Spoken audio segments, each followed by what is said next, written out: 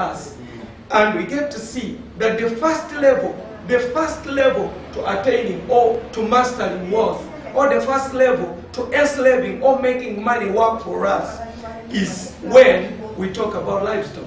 When we were looking at livestock, we said that it is out of the livestock that we get to understand the natural production order. Yes. Because I said that it's not until somebody has understood what we call the natural production order, which we were explaining in terms of gestation period.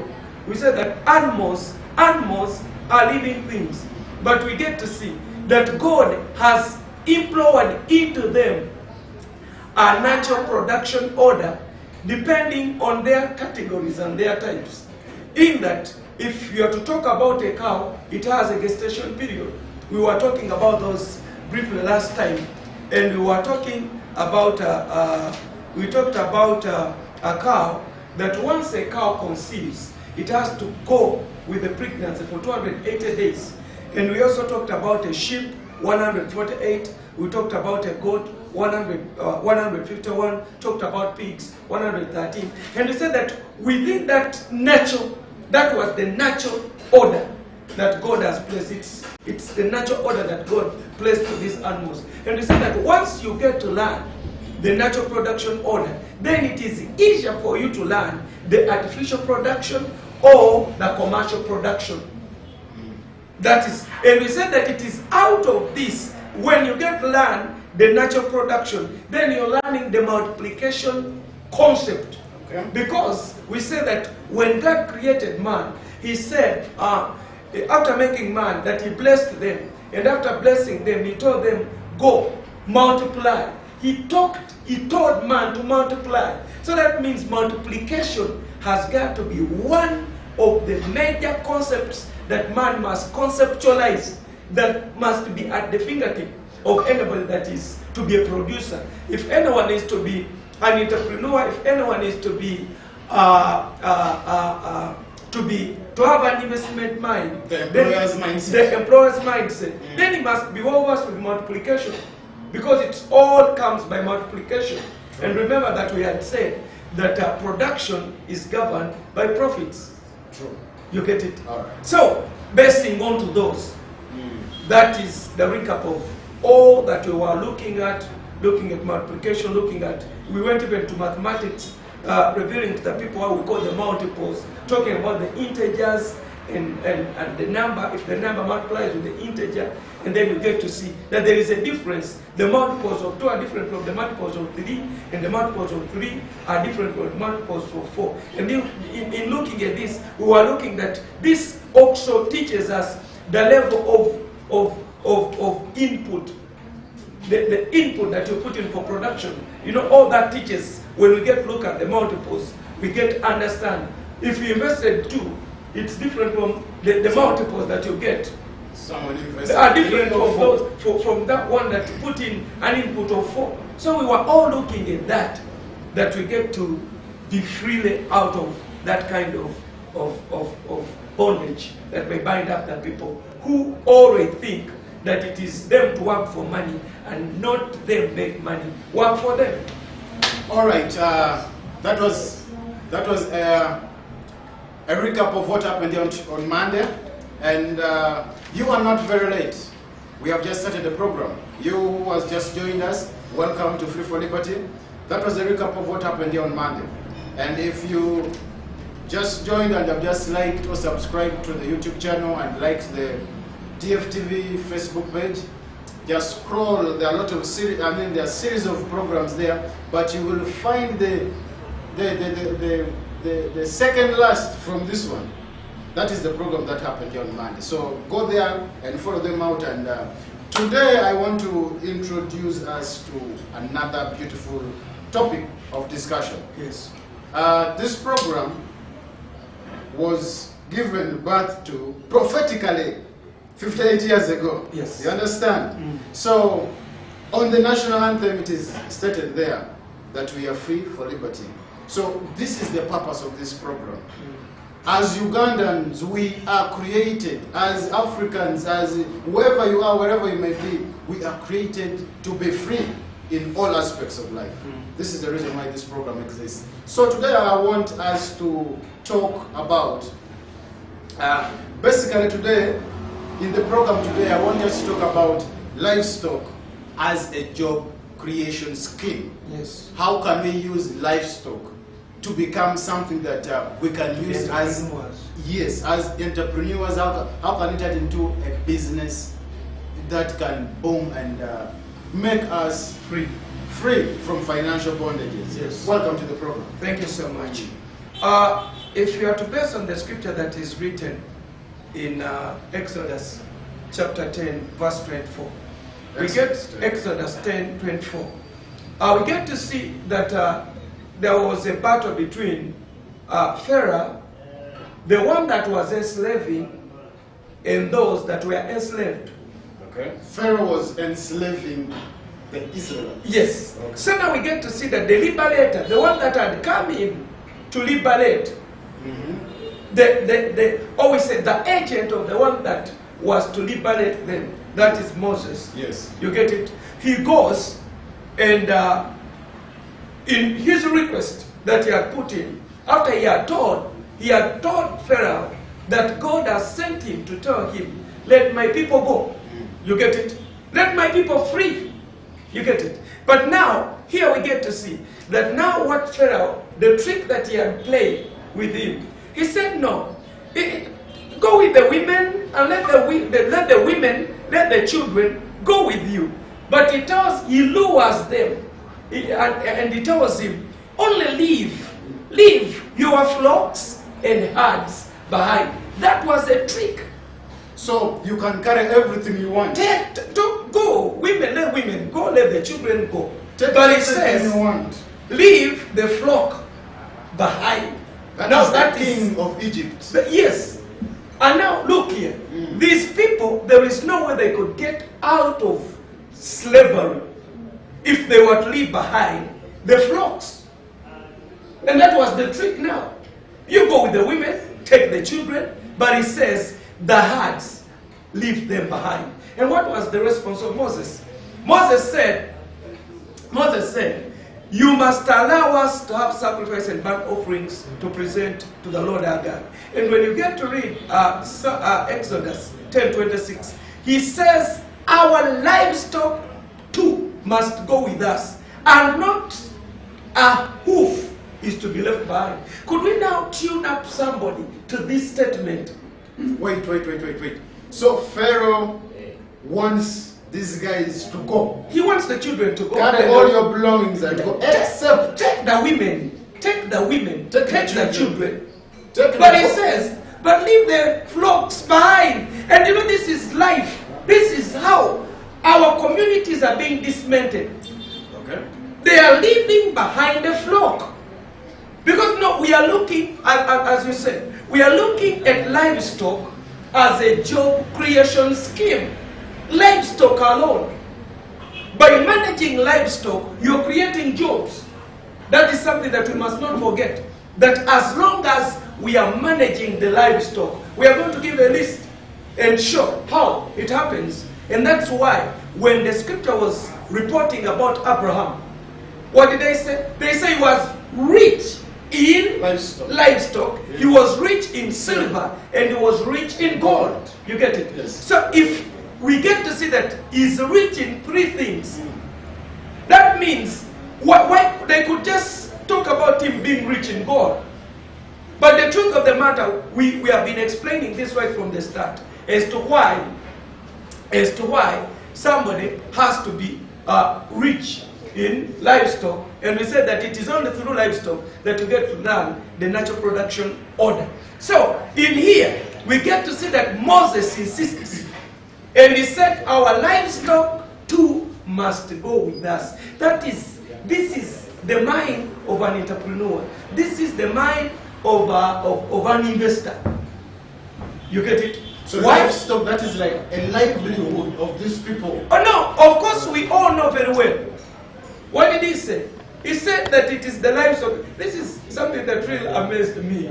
Because he said that we don't know which one of them we are going to use for worship.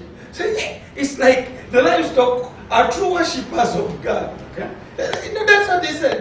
That is the statement. That's who is making that? It's Moses. Okay. You get it? Now, as we get to understand this, so we get to see that now, as we are talking about livestock, you get it? And in our livestock, what we are looking at, we are saying that livestock can be used as a job creation scheme. Just livestock. Livestock itself can be able to create jobs for people. Very many people can be absorbed just within this livestock industry. How? That would be the question. Could you know that livestock alone can provide both professional and unprofessional jobs? Take an example. All the vet doctors, well, they work. Do they work in offices? If you are a veterinary doctor work with animals. Yes. And where is their office? It's in the field. You get it? They are ever moving in the field. Moving from cow to goat to sheep to dog to everything. You get it? So what would be the classification of the professionals and the non-professional jobs? And that is livestock. what we are looking at livestock, and we are now throwing right over to the people and telling them, because we've been hoodwinked in one way or another by thinking that maybe one that creates a job is one that begins a business, or one that sets up a factory or an industry. But now we are also telling you livestock itself is an industry. That is a point. We are sharing the truth right over to communities and all the planners of the land, all the planners of the country, wherever you are. It doesn't matter which ministry that you fall in. Why? Because we say that livestock itself has the ability.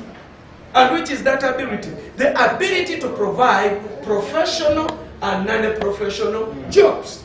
Take an example, the vet doctors.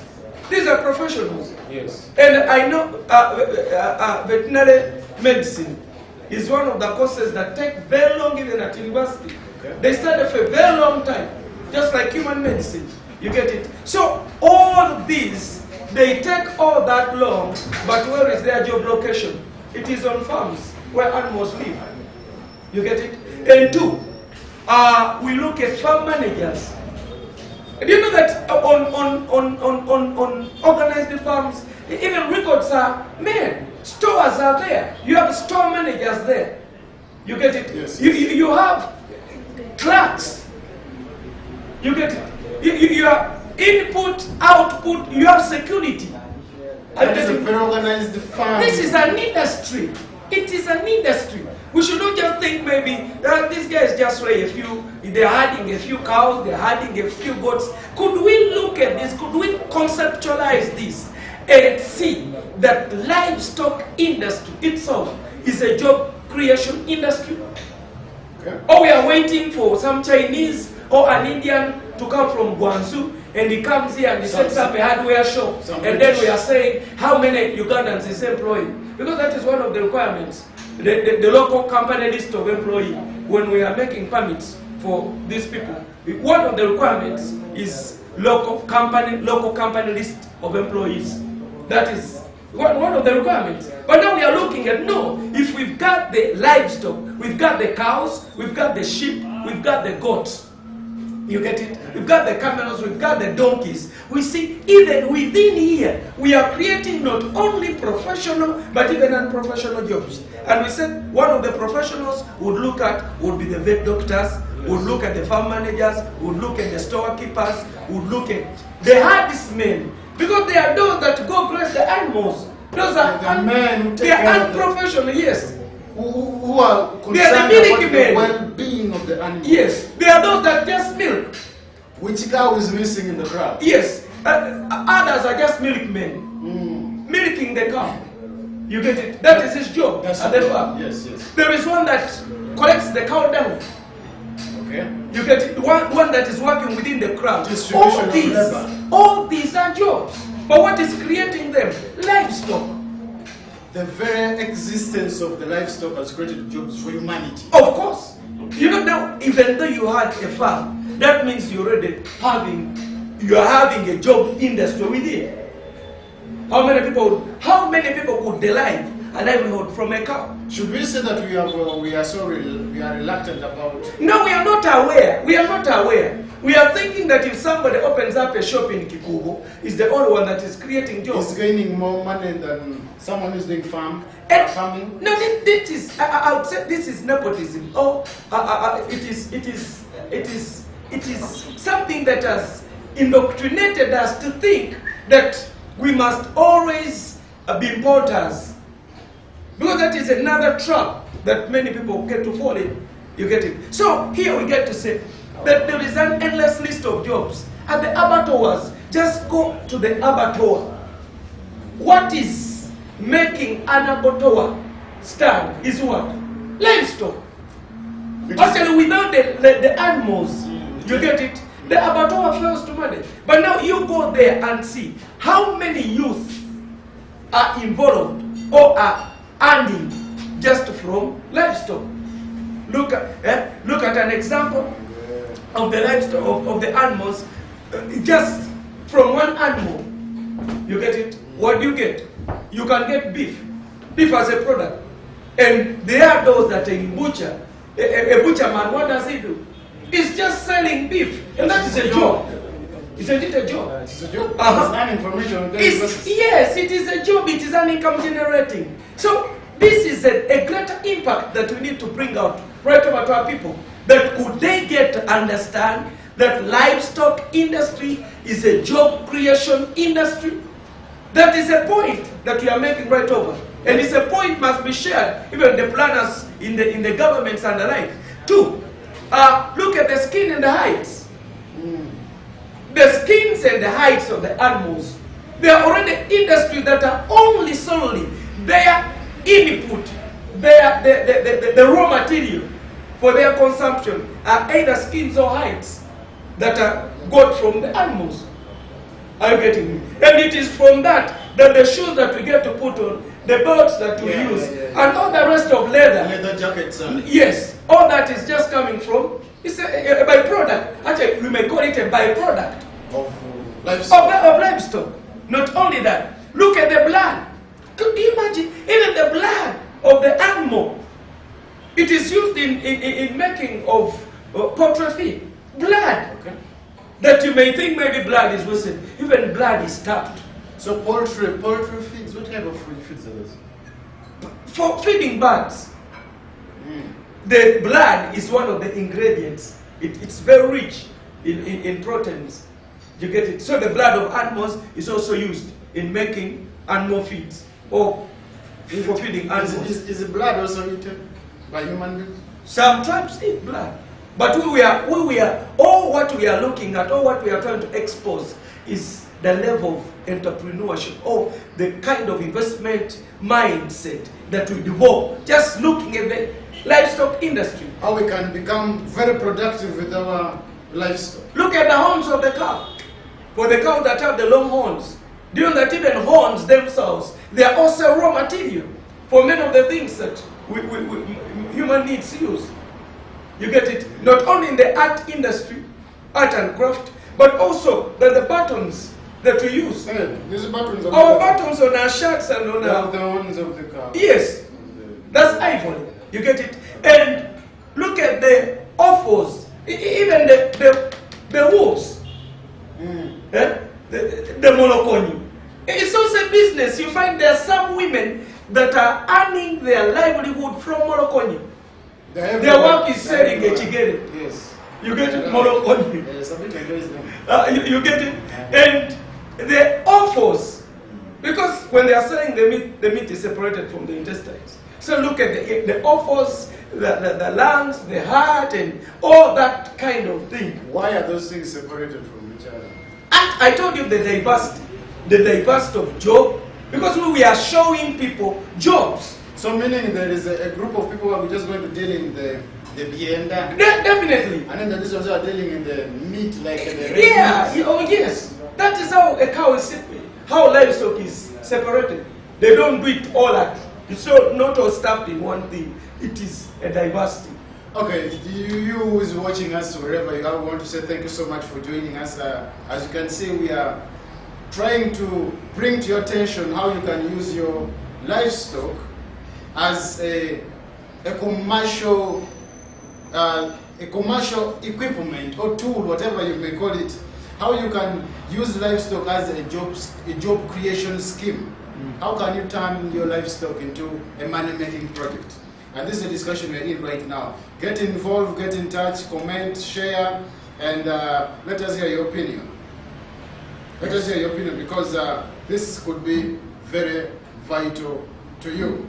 Moving ahead. Yes, and actually, that's why today, all that we are telling people is, many people may think, well, if getting rich is getting much more money, many people think if you go into estate development, then that is business.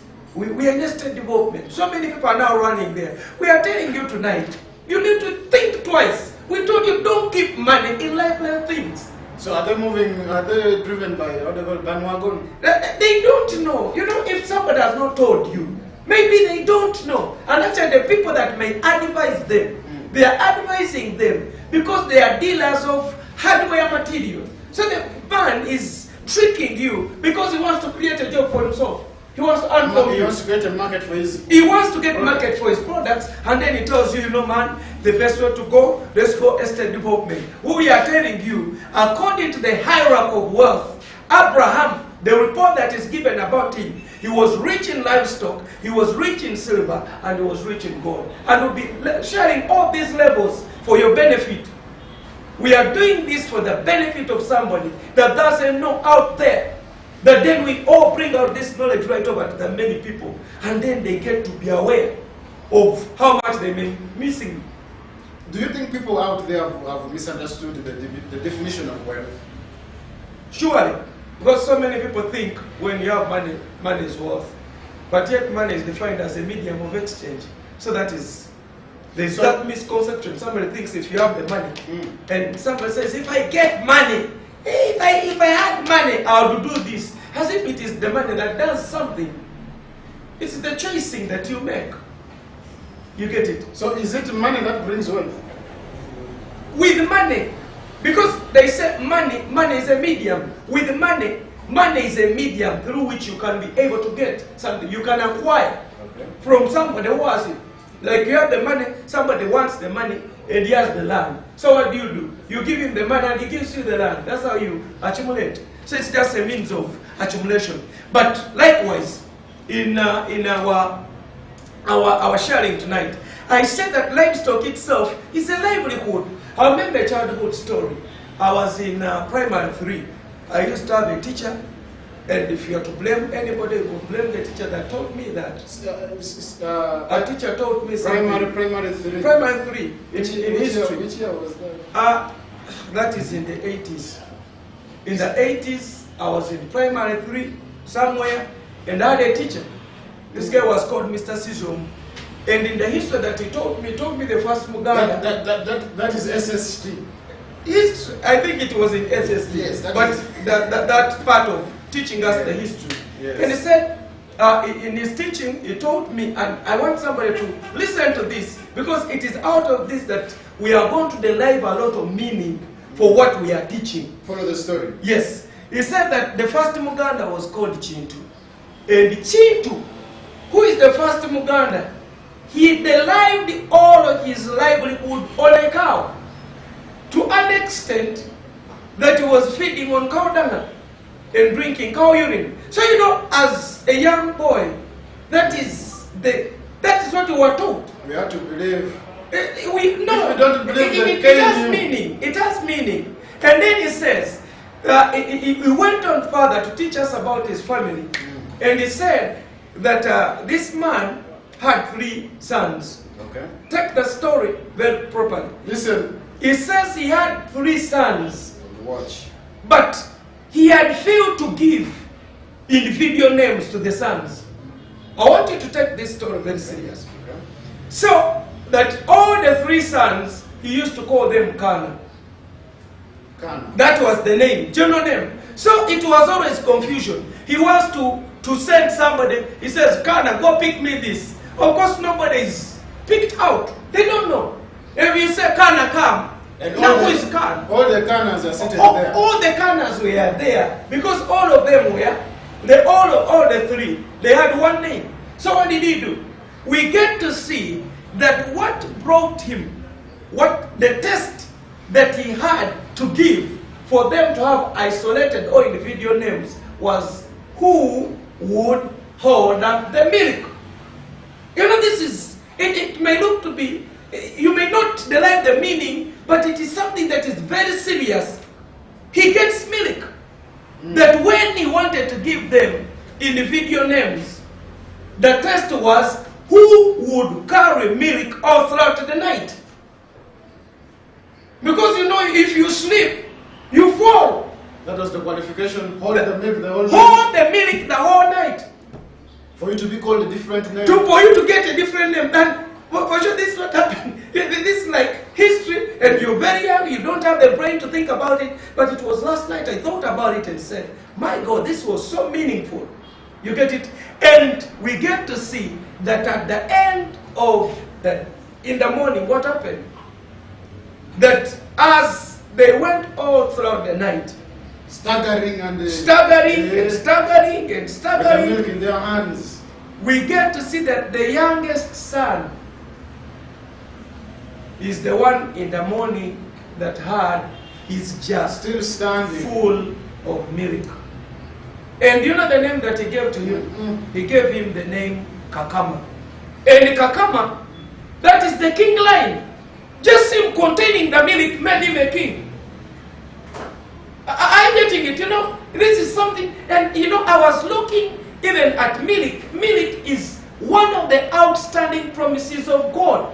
Actually, for people that have been living in captivity, one of the promises that God gave to the children of Israel, what did he tell them? He says, you are moving to the land that flows with milk and honey. But note this, that land had been possessed by 7 tribes. The Jebusites, the Kevites, the Canaanites, all those. You get it? So we get to see now here, this was a local traditional story that was being told. Maybe somebody had forgotten about it, but I'm bringing it back to your memory. This is what we had been told. Now we are seeing that the one that contains this milk throughout the night, and has a full jar in the morning, is given the name Kakama. Kakama. King Lion. King Lion. Straight away. Is that where the contain the milk, and you have you're a king. So he treasured the milk. He contained it. Because now what did we say? You know, Moses' reaction to Pharaoh, what was it? He said, we are moving with our hearts. We are going with them. And not even a single hoof has got to remain behind. Now tell me, how many people, you have built houses fine, but where are the herds? Where are the flocks? Okay. What do you expect? Remember the principle that we gave. We said that if you want money to go, hold it in lifeless things. Even though you built a house is not a living thing. So don't expect the house to make money, because that's always what we always think. We don't always think in terms of wear and tear, because there is what we call depreciation. The value has got always to go down. The houses age. Actually, in Swahili we say nyumba kuku. It's an old house. You can even also mention, no, the building is very old. I something it is on the space that people look at. No, there is it's a very old building. Man, I can't live in that old building. It will happen. Today you are thinking you're making the best of it, but it will one time become an old. Because technology has to change. If I'm living in this house, I have to pay this amount of money. Now it has to go beyond. No, it has the money that you begin with. Look here. Yes. The money built shops. When someone has just built a new arcade, the rents are too high. But move downwards 20 years after, it will become cheaper. Because it cannot meet the standard. Houses don't change, they're not like animals. Because animals keep on growing. Yeah. You get it? So, that was one. But now meaning the change of the houses in the structuring. The structuring. Along the years, there's been new, designs of architecture development, architectural plans are ever changing. fashions, tastes, and preferences keep on changing. So that's what happens. So the second one that he had halfway, the middle child. The middle child. He had halfway milk left. And what happened? He was given the name Kahima. Meaning? He was a livestock breeder. Okay. Now that one also has an entrepreneur's mind. One is a king. One is an entrepreneur. But now there is a problem with the oldest son. Oh. He had an empty jar. That one slept badly. It is an empty jar. All the milk poured on the ground. And what name did he give him? He gave him the name Kairu. Meaning servant. He's a tira. So the oldest son is serving the... Are you getting me? Now it is from that story.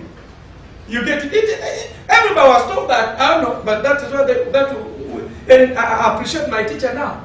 The one that have told me that. What is his name again? Mr. Sizo. Is he still alive? I don't know where he lives. But we get to see that milk itself now is an outstanding promise of liberation. You get it? That's why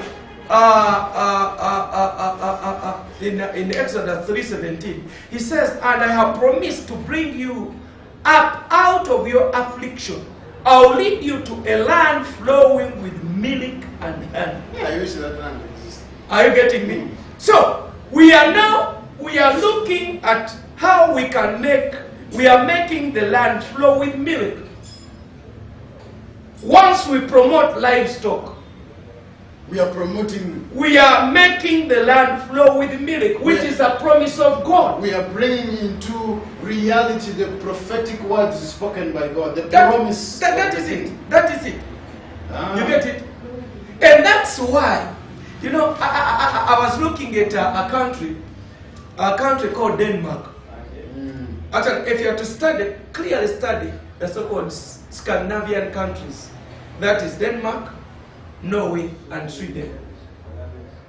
Why are they categorized as that? And they are Scandinavian. They are called Scandinavian. Like they could say East African country.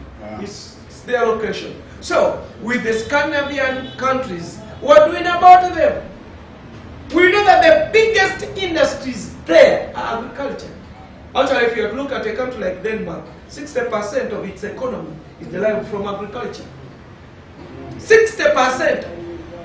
You get it? And they say Denmark is a home to various types of agricultural production, from animal products such as pork, beef, poultry, dairy, to a wide variety of vegetables.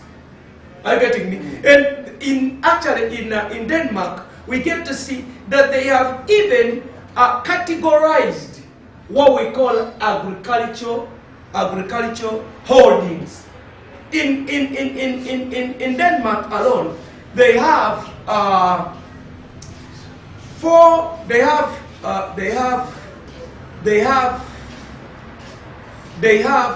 42,100 agricultural holdings. But you know, the 42,100 agricultural holdings, they are boosting 60% of the economy of the country Denmark. That is in Denmark. That's from livestock. Livestock. No, agriculture. You get it? Okay. And when we look at a country like Norway, they have 46,620 agricultural holdings. That they are boosting their economy. When you come to a country like Sweden, they have 71,090 agricultural holdings. You get it? So, we get to see that why would we talk to Afro brothers, Afro Ugandans? Why go livestock industry? We go livestock industry. Why? One, because we have a good percentage of arable land. I took opportunity to travel to Arua. But as you travel to Arua, you see a lot of big chunk of land empty. unoccupied. And they say, why don't these cows rear? Why don't these guys graze animals?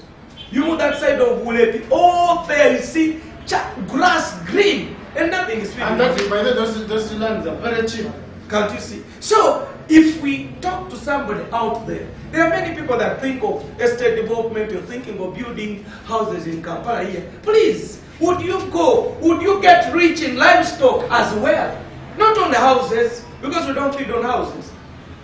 You get it? I told you, at times, you may be lured into estate development simply because the people that are luring you into it are making sales of their materials. Into the hardware business. Yes, they are factories of cement. Yes, there are factories of cement, so they come in and tell you, no, it is estate development. You know, it is in estate development. Go and build houses, go and build apartments. No, but we come out, you'll see, with the time. What has happened? How come the government will fail to maintain their housing schemes? Because houses grow old. I remember of a time when Bugoro flats were leaking, and they had to change the whole roof. You get it? But these houses had been built by Israelites. Could you imagine? There are these hospitals of Obote. Yes. They are leaking. How many are they? You get it? I don't remember the number. But right now, when you look at them, they are dilapidated. You look at the fashion was really for those days. Yes. They don't match today's standard. It can't. And those health workers are no longer staying in them, they're renting outside. You find bats now living in there. And rats. And rats. So, it is all this that now we want to open up somebody's brain now. We are opening up somebody's brain. And we said that the climate that we have is conducive. But now it is today that there is a very crucial thing that we are going to share about today. Who is the enemy? Who is the enemy of the livestock industry? Livestock as an enemy. The enemy is this. The enemy of grass is your enemy. And the enemy of grass is the enemy of milk. And the enemy of grass is an enemy of God. Why do I say such? I want people to take me serious for this. An enemy. The enemy of grass is your enemy. Let everybody know that whoever is an enemy of grass is your enemy. That is something that you should know. Why is about to explain. And then we say that the enemy of grass is actually the enemy of milk. Yes. Why do I say such? Okay. You get it? There are three words.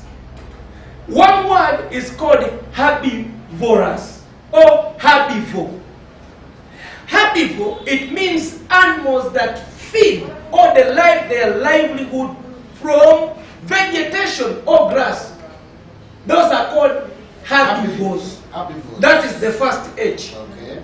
Then we have the second age. How many ages are there? There are three. Okay. And that's what we are discussing. It's a point of contention tonight. We have the herbivores. Those are animals that are feeding on vegetation. And then we have herbs. Herbs are medicines. Okay.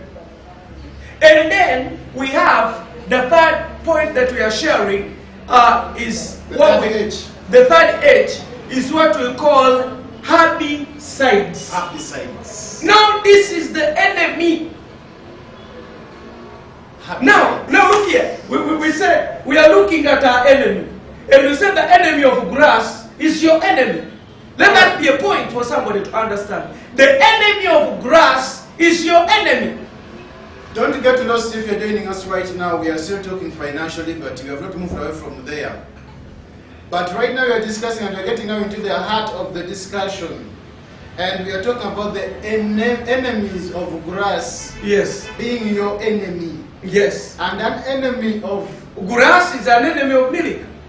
And remember that milk is an outstanding promise of God. God loves milk.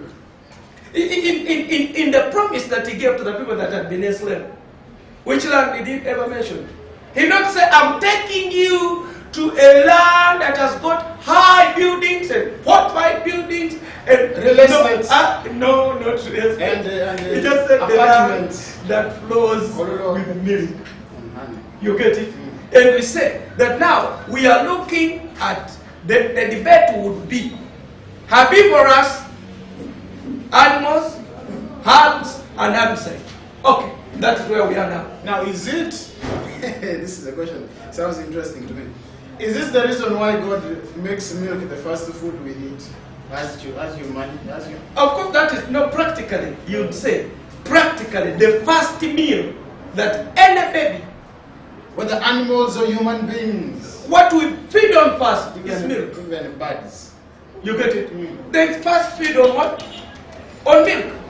For any animal that gives birth to its young one alive, feeds on what? Milk. Feeds on milk. So, we get to see that now we want people to understand herbivores, the livestock that we are talking about animals that feed on grass. There is a long list of those animals that feed on grass.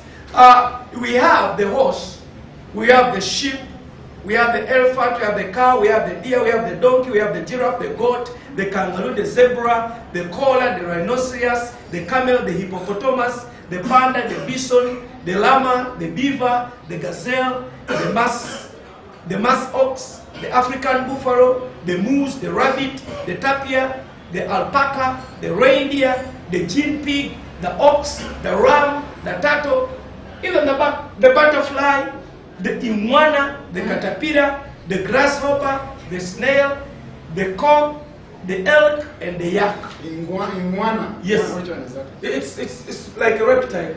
You could have they would have included Nebuchadnezzar. But as we get to say that list, these are all these species of animals, they are deriving their livelihood from vegetative matter. Are you getting me? Now there comes up a scientist. There comes up a what? A scientist. And what did we say? The enemy of grass is? An enemy of? It's my enemy. The enemy of grass is my enemy. Is an enemy of the entrepreneur. Or the one that has got an investor's mind in livestock industry. And then the one who is an enemy of grass is an enemy of milk. Are you getting me? And we get to see that milk is an outstanding promise of God. Are you getting me? So we see that from here, now a scientist comes up and he makes a chemical. And that chemical is made, I hear, to kill weeds. Are you getting me? Now, the problem that is there is that what man, because of greed, I would say, or because of short-sightedness, are you getting me? Man thinks that what he doesn't grow by himself is not of use to him. Apart from a few. Because now we have a group of people that are medicinal, that know the medicinal plants or that know the herbs. Today I was passing town and I saw one of the most, it's one of the most enterprising medicinal shop, Alyosha, on Shore House. Okay. Very many people are flocking in there. And those guys make chunks of money. Go to Dr. Sally, Dama. How many people go there? You know there is a lot of worth in herbs, herbaceous plants. Itself is an industry. You get it? I think even Dr. Sally is making soap from herbs. Out of herbs? Yes. Actually, all soaps, cosmetic soap, medicinal soap, they are made from herbs. But how many of us know that? Because now we are employing a lesser man's scheme, whereby now man has got to buy a chemical.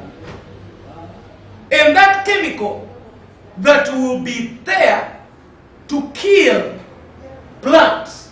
And remember we said that the long list of all these animals feed on vegetative matter. Now this chemical that is called a herbicide what is it called? A herbicide. A herbicide. What do herbicides do? The weed killers, the herbicides, we get to see that these are there to destroy vegetative matter. And this is something that the government may be lax about, and people in authority don't mind about, and the farmers themselves think they are doing things fast. No. Actually, the people in authority are the people encouraging us. They're teaching us these things in school, right? Yes. So we think it is right. They're teaching us how to. And why are they doing that? They are doing that with a selfish motive. They are doing that with a selfish motive. Why? Because we say that to them, they say that today many farmers have embraced the use of herbicides to do the job instead of weeding manually. Now look at that. This is being very selfish. So it is better to weed manually than use herbicides. Definitely. Because, I'm telling you, they are doing this. That farmers are embracing this. Why? Because they want, instead of them doing the weeding manually. But now look here, what is this, the trouble that this is going to cause? There is an industry, there must be a factory that makes the hose, the pangas, and the rest, the wheelbarrows and the like. Actually, we used to have a factory long time before. It was called Chillington. It was making hose. Yeah, in Uganda. Yes. But now look here. If somebody now introduces a chemical, what we call the herbicide, that means the whole of this industry has got to close. Because people are no longer manually using the tools. People are now buying chemicals. And remember, these chemicals, you use just a few. A little grams. I was looking at actually the most deadly one that I would opt that they could even ban it. Why would the government, or why would anybody be quiet about a herbicide like glyphosate? Glyphosate is a non-selective herbicide. Once you spray it, it will kill everything green. That is how, including your own crop that you have planted. Everything that is green. It is called a non-selective. Doesn't UNBS know about these things? I'm telling you, they may know.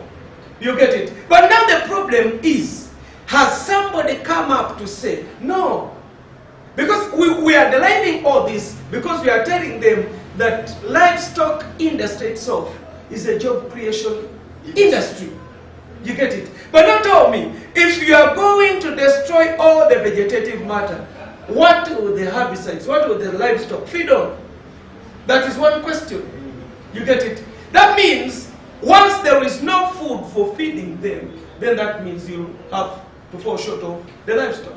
And once you don't have the livestock, you don't have the milk.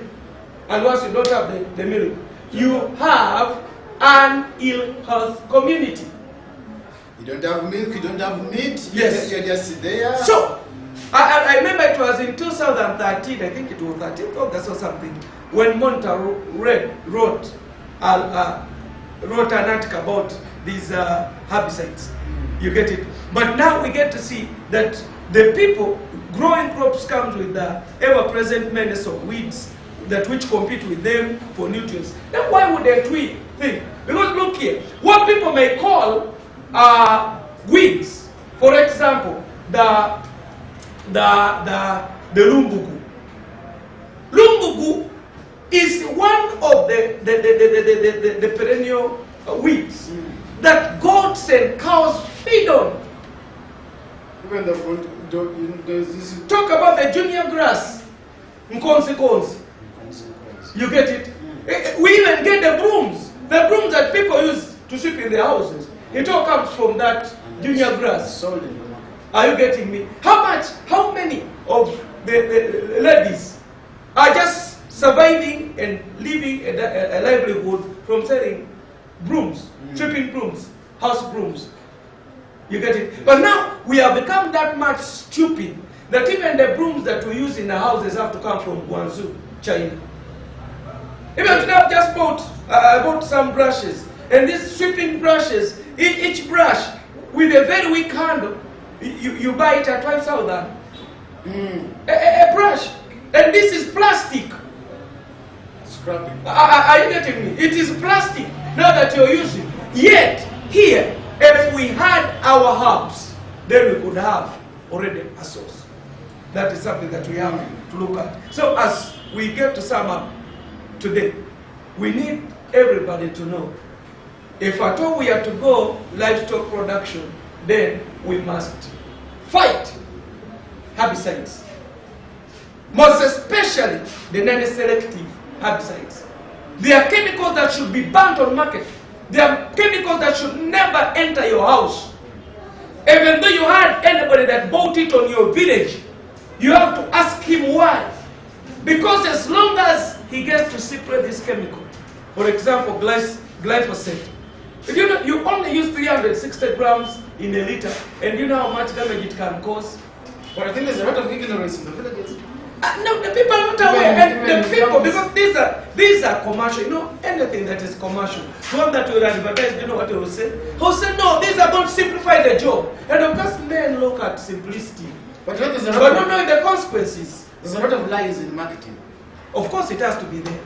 If you don't entice and don't lie people about something, so that is exactly what we need to look at.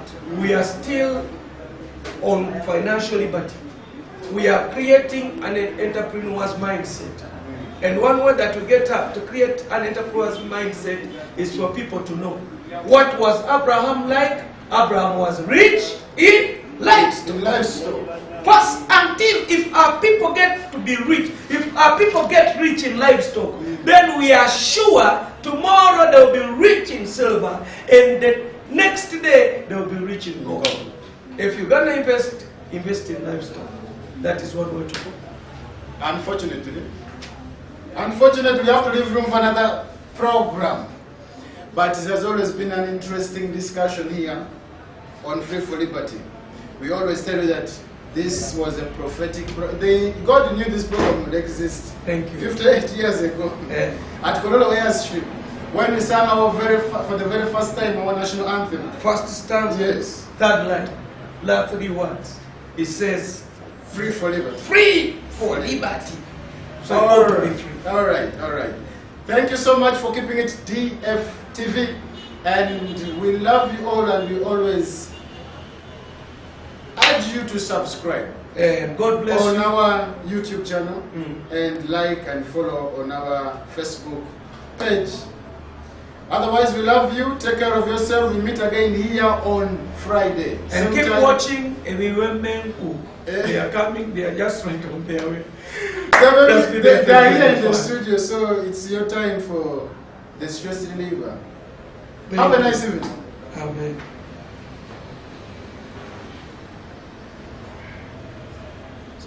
Okay. If I said